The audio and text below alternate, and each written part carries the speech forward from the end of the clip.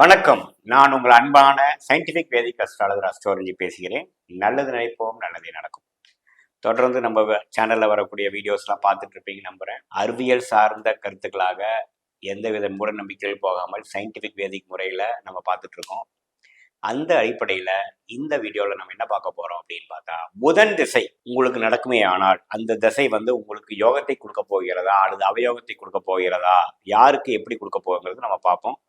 அதுக்கு முன்னாடி நம்ம சேனலில் ஃபஸ்ட் டைம் வரவங்க கண்டிப்பாக சப்ஸ்கிரைப் பண்ணுங்கள், பெல் ஐக்கான் கிளிக் பண்ணுங்கள், தொடர்ந்து நம்மளுடைய வீடியோஸை பாருங்கள், ஃப்ரெண்ட்ஸ் அண்ட் ரிலேட்டிவ்ஸ்க்கு ஷேர் பண்ணுங்கள். இப்போ பார்த்தீங்கன்னா புதன் திசை எந்த அணியை சார்ந்தது பார்த்தீங்கன்னா, சுக்கிரன், புதன், ராகு, சனி அப்படிங்கிற ஒரு அணியை சார்ந்தது. செவ்வாய், சூரியன், சந்திரன், கேது அப்படிங்கிற கூடிய அந்த குரு அந்த அந்த அணியை இல்லாமல் எதிர்மறையான அணியை சார்ந்தது தான் புதன்.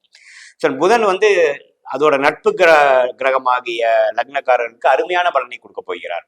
ஃபார் எக்ஸாம்பிள் பார்த்தீங்கன்னா, புதன் சனியின் லக்னக்காரர்களாகிய மகர லக்னம், கும்பலகணத்துக்கு வரும் பொழுது நல்ல பலனை கொடுப்பார். ஏன்னா 5ஆம் வீட்டு அதிபதியாகவும் 9ஆம் வீட்டு அதிபதியாகவும் வந்துருவார். ஸோ அந்த முறையில பார்த்தீங்கன்னா, புதன் திசை மகர லக்னம், கும்பலக்னக்காரர்களுக்கு வரும்பொழுது நல்ல ஒரு பலனை கொடுக்க போகிறார் என்பதை நீங்கள் தெரிந்து கொள்ள வேண்டும். புதன் பார்த்தீங்கன்னா 16 வருடங்கள் நல்ல ஒரு டெக்னிக்கலா இருக்கிற லேட்டஸ்ட் டெக்னாலஜி யூஸ் பண்ற மாதிரி, கம்யூனிகேஷன் யூஸ் பண்ற மாதிரி, மூளையை யூஸ் பண்ணி அறிவு சார்ந்த விஷயத்துல ஜெயிக்கக்கூடிய அளவுக்கு நம்மளை வழி நடத்துவார். எப்படி சனி கர்மாவை செய்து நம்மளை உழைப்பு மூலம் ஜெயிக்க வைக்கிறாரோ, புதன் அறிவு மூலமா நம்மளை ஜெயிக்க வைப்பார். அந்த அடிப்படையில புதன் அடுத்த எந்த ஒரு லக்னக்காரனுக்கு அருமையான ராஜயோகத்தை கொடுப்பார்னு பாத்தீங்கன்னா, துலா லக்னம், ரிஷப லக்னத்துக்கு புதன் திசை வரும் பொழுது ராஜயோகத்தை அள்ளி கொடுப்பார். ஏன்னா அவருக்கு பிடித்த ஒரு துலாம் லக்னத்தோட அதிபதி, ரிஷபத்தோட அதிபதி யாரு? சுக்கிரன். அவருக்கு பிடித்த கிரகமே சுக்கிரன் தான்.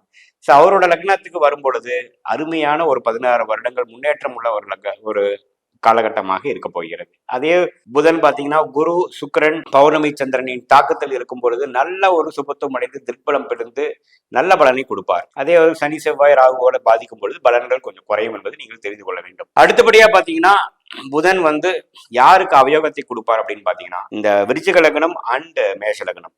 செவ்வாய் அவருக்கு பிடிக்காத கிரகம், புதனுக்கு பிடிக்காத கிரகம். ஸோ விருச்சிக லக்னத்துக்கு அவர் அட்டமாதிபதியாகவும், மேஷ லக்னத்துக்கு அவர் 6ஆம் வீட்டு அதிபதியாகவும் வருவதனால் புதன் திசை மேஷ லக்னக்காரருக்கும் விருச்சிக லக்னக்காரருக்கும் வறுமையானால் ரொம்ப கேர்ஃபுல்லாக இருக்கணும், கவனமாக இருக்கணும். அப்படி கொடுத்தாலும் பார்த்துதான் கொடுப்பார், வில்லங்கமாக தான் கொடுப்பார், கொடுத்து தசை முடியறக்குள் எடுத்துப்பார். அது மாதிரி சில விஷயங்களா இருக்கு. ஸோ அந்த லக்னக்காரர்கள் புதன் திசை வரும்போது கேர்ஃபுல்லா இருக்கணும். அடுத்தபடியாக புதன் யாருக்கு ஓரளவுக்கு நல்ல பலனை கொடுப்பான்னு பாத்தீங்கன்னா, புதனோட லக்னமாகிய கன்னி லக்னம், மிதுன லக்னத்துக்கு அவர் லக்னாதிபதியா வருவதனால அவர் வாழ்க்கையில் ஜெயிப்பதற்கும் தன் நிலையை நிலைநாட்டிப்பதற்கும் பாத்தீங்கன்னா உதவி கொடுக்கக்கூடிய ஒரு 16 வருடமாக புதன் திசை அவருக்கு வருவார்.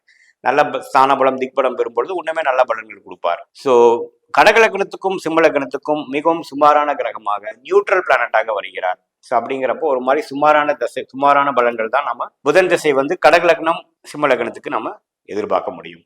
ஸோ இதுல இருந்து என்ன தெரியுதுன்னா, புதன் பாத்தீங்கன்னா சனியின் லக்னமாகிய மகர லக்னம், கும்பலக்னத்துக்கும் சுக்கிரனின் லக்னமாகிய ரிஷப லக்னம், துலா லக்னத்துக்கு ராஜயோகத்தை கொட்டி கொடுத்து, கன்னி லக்னம், மீதன லக்னத்துக்கு ஓரளவுக்கு நல்ல அவர் வாழ்க்கையில நிலைநாட்டுற அளவுக்கு ஒரு நல்ல தகுதியை கொடுக்குற அளவுக்கு ஒரு பலாபலனை கொடுத்து, விருச்சிக லக்னம் அண்ட் மேஷ லக்னத்துக்கு சில பாதகமான சில சாதகமற்ற பலனை கொடுக்கக்கூடிய வல்லவராக ஒரு கிரகமாகவும், கடக லக்னத்துக்கும் சிம்ம லக்னத்துக்கும் ஒரு சுமாரான நியூட்ரலான ஒரு பலாபலனை கொடுக்கக்கூடிய அம்சங்கள் உண்டு. தனுசு அண்ட் மீன லக்னத்துக்கு பாத்தீங்கன்னா, புதன் கேந்திராதிபதி 7ஆம் வீட்டு அதிபதியாக வருவதனால் புதன் கொஞ்சம் மறைந்திருப்பது நல்லது காரணத்தினால் பாதகத்தையும் கொடுக்கக்கூடியதாகவும் சில நியூட்ரலான ஒரு பலனையும் கொடுக்கக்கூடியதாகவும் பெரிய நல்ல பலன்களை கொடுக்க முடியாத ஒரு கிரகமாகவும் மீன லக்னத்துக்கும் தனுசு லக்னத்துக்கும் வரப்போகிறார். இதுதான் புதனின் தசை யார் யாருக்கு எப்படி கொடுக்க போகிறார் என்பதை பாருங்கள். உங்களுக்கு எப்போ புதன் தசை வருது, நீங்க என்ன லக்னங்கிறத பார்த்து தெரிஞ்சுக்கங்க. மீண்டும் மற்றொரு காணொலியில் சந்திப்போம். நன்றி, வணக்கம்.